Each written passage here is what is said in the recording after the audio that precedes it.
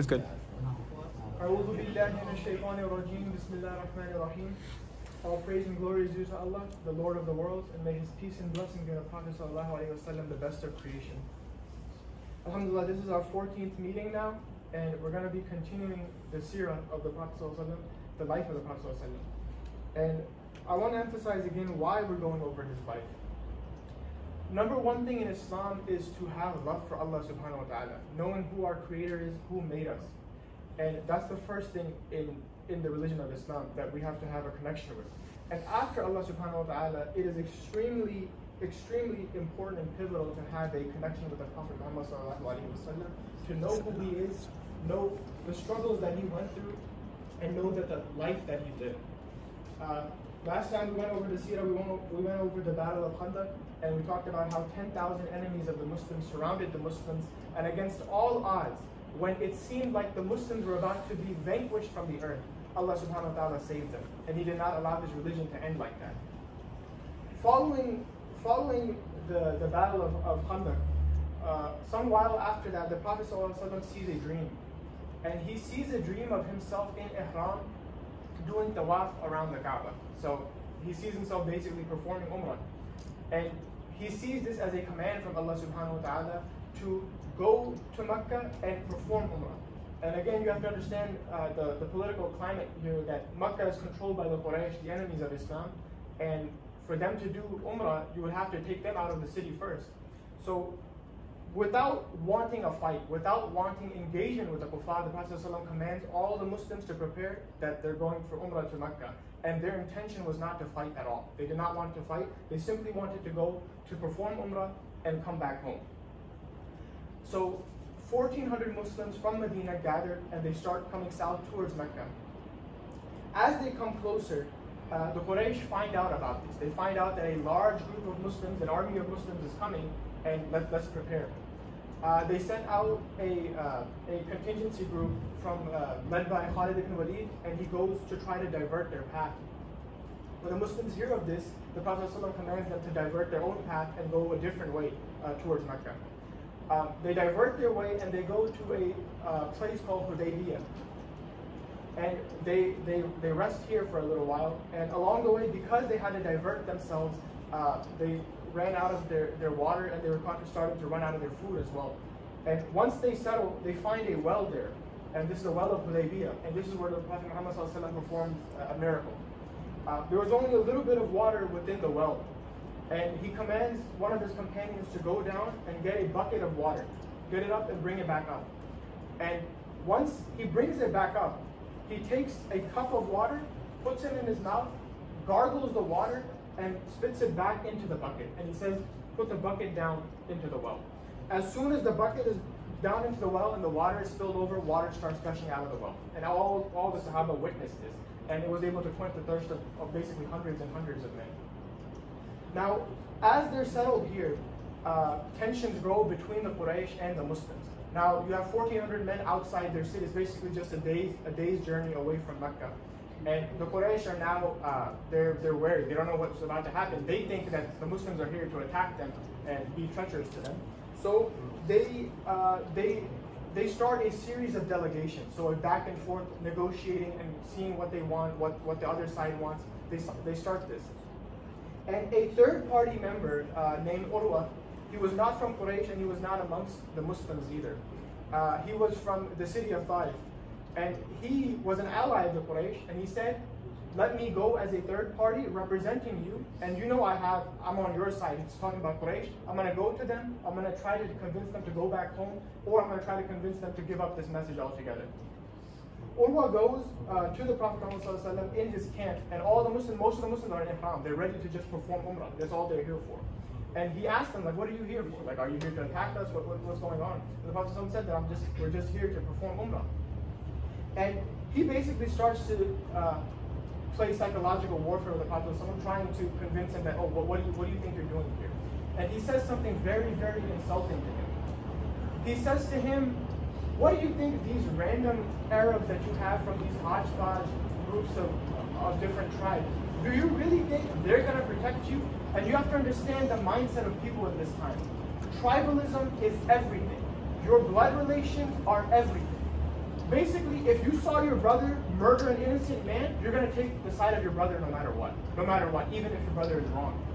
So Islam brought something into the Arabian Peninsula that was never heard of before. That is a unity of theology and ideology that unites people of different races and different tribes. And when he heard this insult, somebody in the corner of the tent let out a very vile curse that you wouldn't expect them to say, you wouldn't expect a Muslim to say. And it actually involved cursing the female goddess that they used to believe in. So this man, Urwa, he used to believe in a female goddess. And this Sahabi, he cursed that female goddess in a very vulgar way. And then he looks around and he says, who said this? And he sees in the corner that Abu Bakr is the one who said this. The kind-hearted, the shameful Abu Bakr said something like this because it offended him so much. It offended the honor of the Muslims and it offended the honor of the Prophet Muhammad. This is where we find our roots of anti-racism. Just the thought of you saying that us being from different tribes means that we're lower than you, you're the one who's lower. You're the one who's lower than us, believing that tribalism is your way to success. At this, he gets very astonished. And as he's debating with the Prophet Muhammad, the Arabs had a custom that whenever they would plead with each other or when they would try to make a point to each other, they would come up to each other and try to grab each other's beard. Like, please listen to me, please listen to me. And he would try to do this and somebody from the corner would get a sword scabbard and hit him on the hand. He kept on hitting him on the hand until he pulled the sword out and he said, reach your hand again and you're not going to come back with your hand.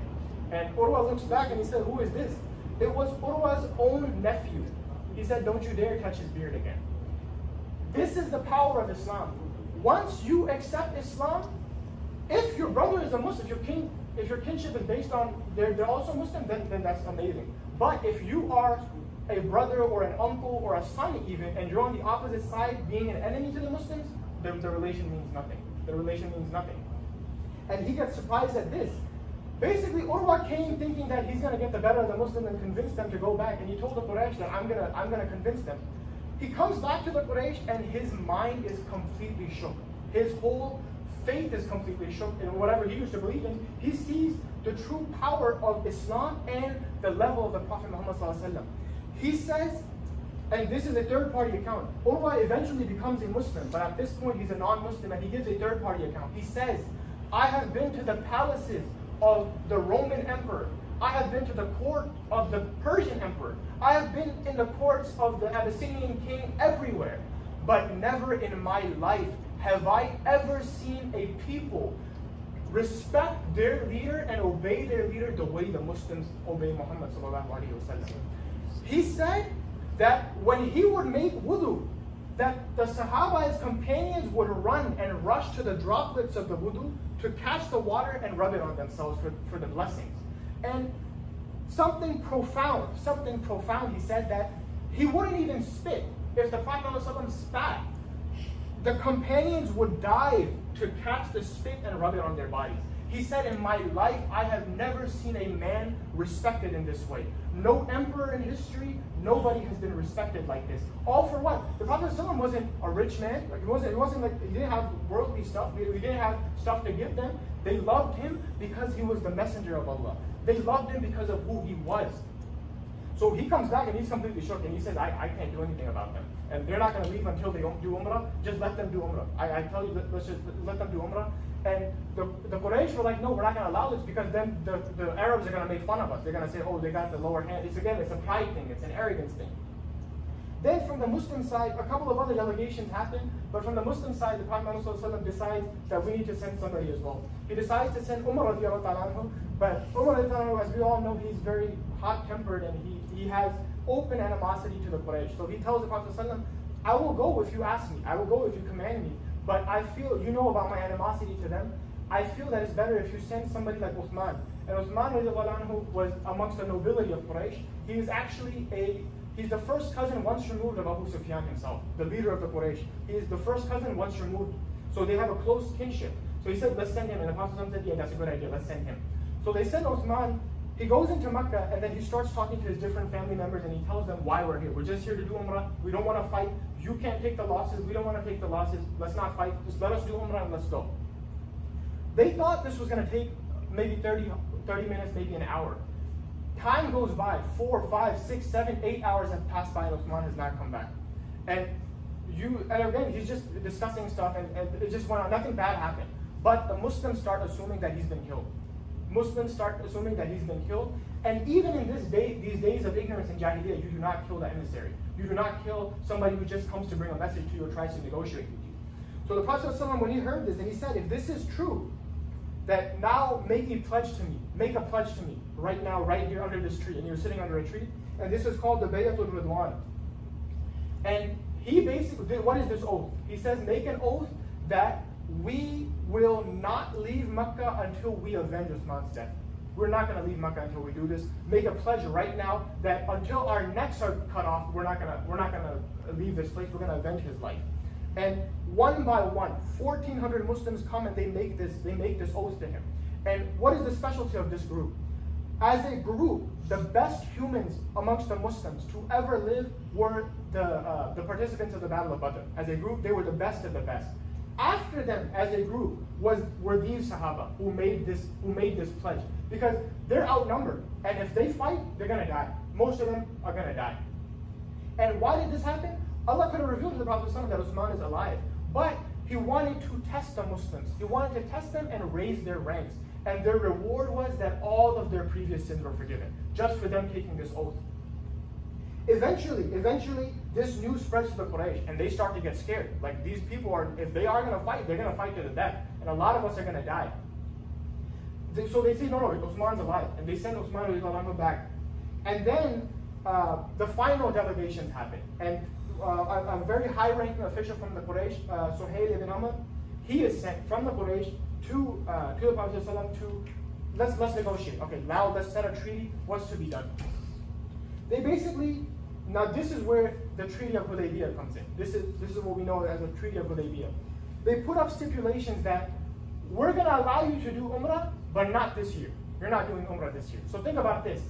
They just journeyed days and days and days as a 1,400-man group, coming and going through so much suffering, going through so much struggle, and sitting out basically a day's journey outside of the city. And now they're so demoralized. Like, what? We're not going to do Umrah? Like, seriously? And another condition was that if any of our people, so any Qurayshi, goes to the Muslims and he converts to Islam, you have to give him back to us. This is something that is completely unparalleled. Like, what are you talking about? And he says that if one of your Muslims decide to come back to us, we're not going to give him back to you. Completely unfair. Completely unfair. But the Prophet ﷺ said that he had hope in Allah. And he said that whatever they give me in terms that's within the Sharia of Allah subhanahu wa ta'ala, the Sharia of Islam, I'm going to accept it. And he reluctantly, he accepts it. And even accepting this, you have to understand that if our leader made a decision like this, we would argue with him. Like, what are you doing? What are you doing? He was the only person on earth who could have made a decision like this, and his followers would say, okay, we trust you. We trust your judgment. And they start writing in the treaty, and the Prophet writes, say Bismillah ar-Rahman ar-Rahim, and then Suhail ibn Amr says, no, don't write this, and then write this. And then at the end, the Prophet put his signature, and he said, the signature of Rasulullah. And Suhail ibn Amr objected to this as well. And he said, no, we don't know you as Rasulullah. You just put your own name, put Muhammad ibn Abdullah. Which is how we do it. And Ali was writing this. He was writing the treaty, and Suhail said to him, like, cut this off. And then the Prophet said, yeah, mark it off, mark Rasulullah off. And then Ali said, no, I cannot. I'm not gonna mark this off. I know you're Rasulullah. I know you're the messenger of Allah. I'm not marking this off. And then the Prophet took it himself, and then he scratched it out. Just because out of respect to Ali, because Ali didn't want to mark off that word. That's how much they loved him. I don't even want to mark out his name and what his true identity is. Another stipulation was that there will be 10 years of peace between these two groups. And this is a prelude to what's going to happen. This is why we're going over this. 10 years of peace was promised, that we're not going to fight each other, and you can come next year to do Umrah. When this is done, and all the Sahaba are basically disheartened, and even Umar was the only one, you know how he is, and he didn't mean it in a wrong way, it's just he was kind of hot-tempered, and he was upset that this is happening. So he went to the Prophet and he actually complained. And he said that, like, what's happening? Are we really going to do this? Like, this feels like a loss to us. And he basically questioned the wisdom of the Prophet ﷺ. And you're not supposed to do this. You're not supposed to really like question his wisdom. And he basically, like, when he's angry, he's emotional. And afterwards, he really regretted it. He regretted it. And as the Muslims are going back to Medina, basically disheartened, everybody is disheartened. Everybody is disheartened. And he goes up to the Prophet ﷺ thinking that he's upset with him. So he goes up to the Prophet ﷺ and he said, Assalamu alaikum, and he wanted to apologize that I'm sorry for questioning your judgment. He says, Assalamu alaikum wa rahmatullah, the Prophet ﷺ doesn't give a reply. And then he says, Assalam again, he doesn't give a reply. And then he says salam again a third time and he doesn't give a reply. And then he just goes back to the contingent and he's basically about to cry. He thinks he's done. Like he thinks he's committed such a huge sin. But he doesn't realize at the moment the Prophet ﷺ was receiving verses. He was receiving verses from Allah subhanahu wa ta'ala. And Surah Fatha was revealed here. And Allah subhanahu wa ta'ala says in this surah, we have indeed given you a clear victory, O Muhammad. A clear victory. And what is this? Like, they're over here negotiating with the kuffar, they didn't get the deals that they wanted, but Allah is saying you have a clear victory. And when this verse came out, everybody in the whole group rejoiced. They were happy because they know that the promise of Allah is true. And the Prophet ﷺ's face was lit up like a full moon. He was so happy. He was so happy that my Lord has now promised me. This is a victory. Do not look at this treaty as a loss. We are going to be victorious. This is a victory for us.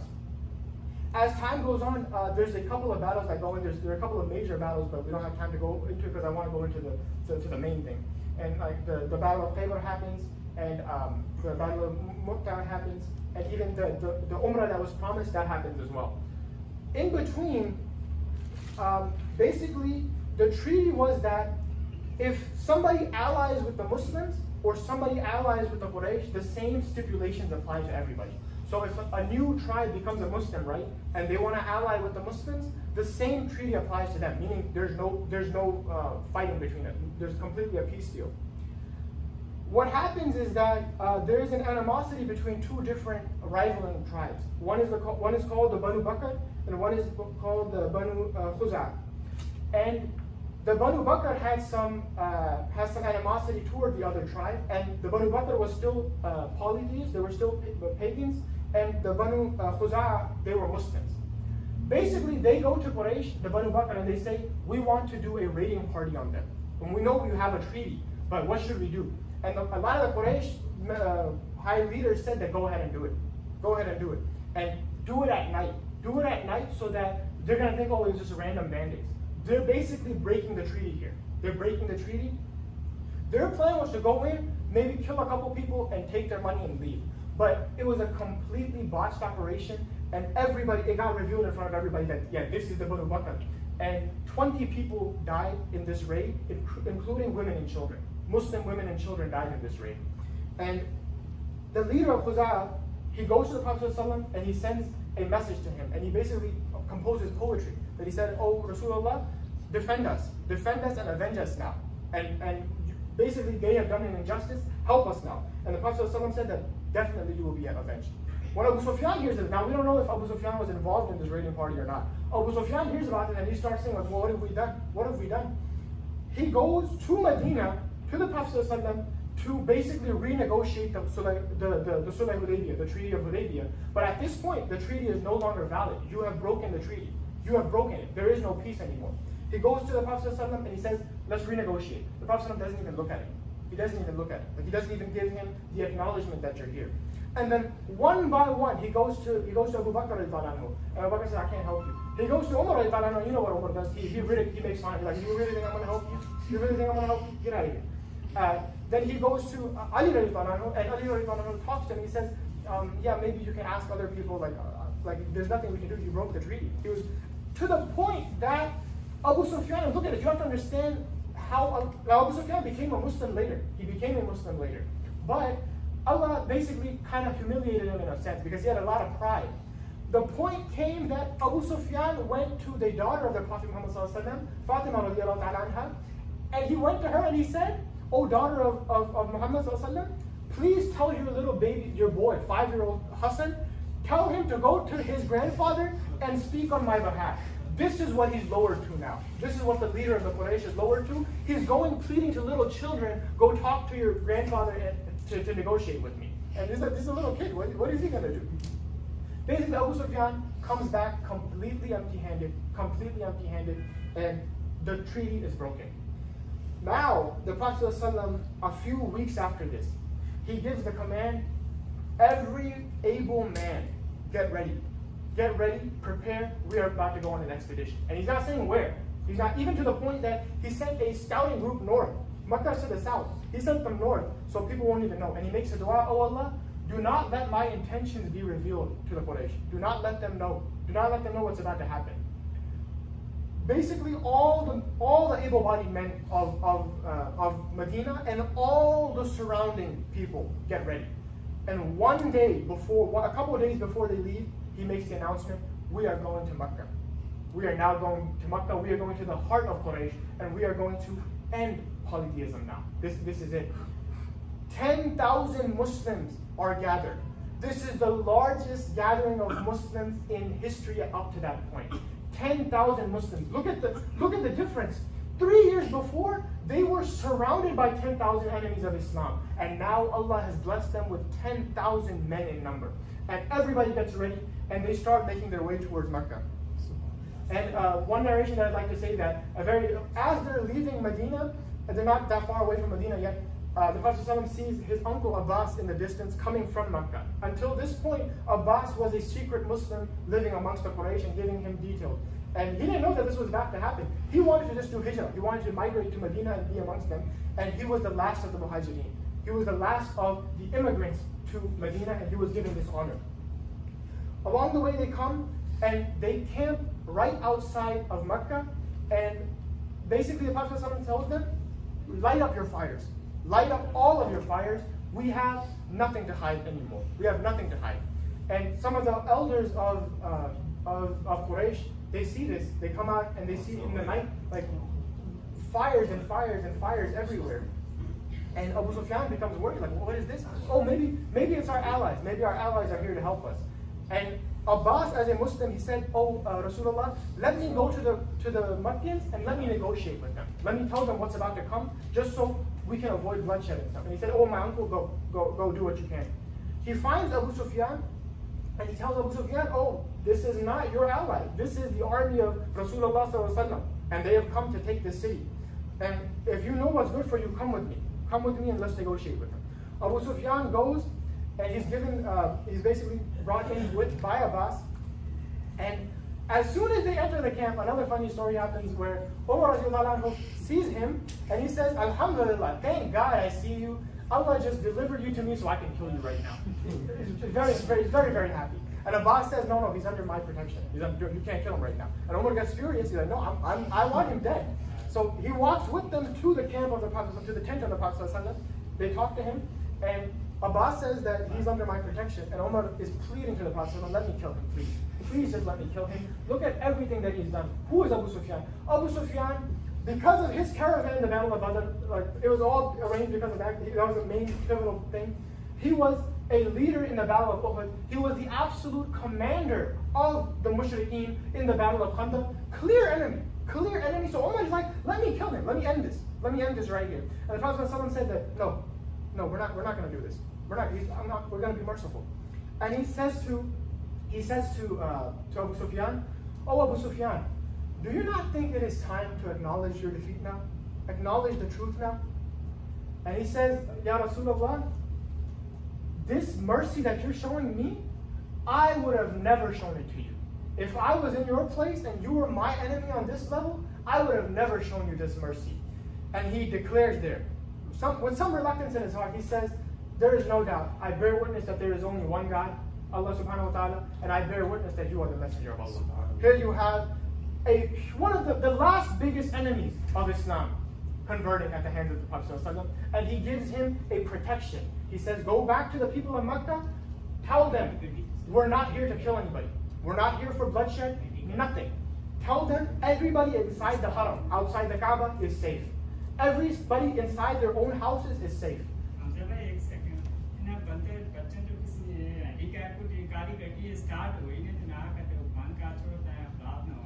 Start the battery low है still. Oh, okay. All right.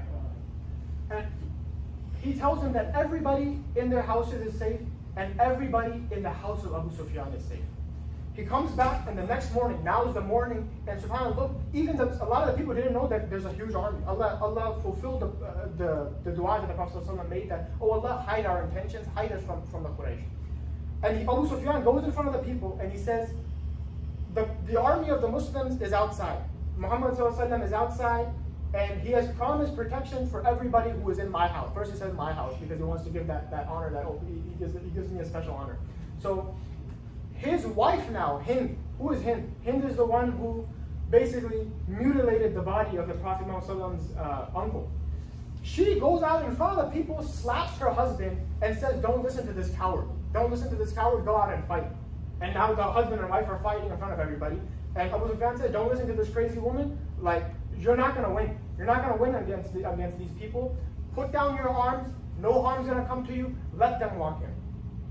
And subhanAllah, Muslims in that morning, one by one, they entered. 10,000 Muslims enter into the city, one by one. And the last contingent to enter was that of the Prophet Muhammad ﷺ. Him with his red turban, his full black beard, and his armor, wearing his armor, rides on his camel into Mecca, into the same city that they expelled him out of. Rides into that city, does tawaf around the Kaaba. His first and foremost thing is to worship Allah. He does tawaf around the Kaaba, and he recites these verses. He recites the verses, O Muhammad, you have been given a clear victory. He recites the verses of Surah Fatah. He enters into the Kaaba, and he breaks every single idol that is within the Kaaba. He destroys every single idol.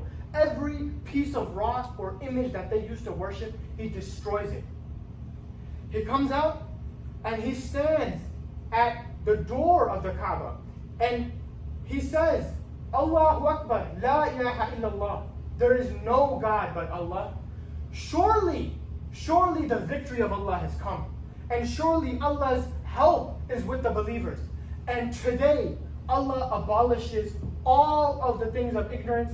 Allah will abolish your arrogance, and the deen of Tawheed, the deen of Allah is established today.